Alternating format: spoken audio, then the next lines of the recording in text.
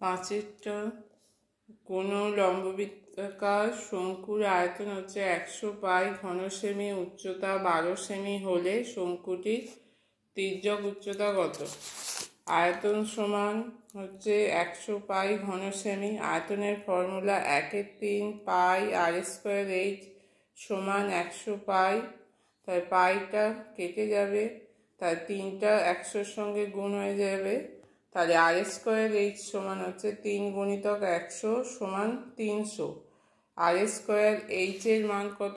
h হচ্ছে 12 semi, তাহলে h এর জায়গায় বসছে 12। তাহলে r² গুণিতক 12 সমান হচ্ছে 300। r² সমান 300/12, কেটে গেলে হবে 25 সমান 5² r সমান হচ্ছে 5। তাই তির্যক উচ্চতা সমান হচ্ছে l সমান √h² প্লাস r²। r বেরিয়েছে 5, 5² h হচ্ছে 12², তাহলে √12² প্লাস 5² সমান 12² সমান হচ্ছে 144, 5² হচ্ছে 25 সমান √169 সমান হচ্ছে 13 সেমি। তাহলে তির্যক উচ্চতা বেরোচ্ছে 13 সেমি।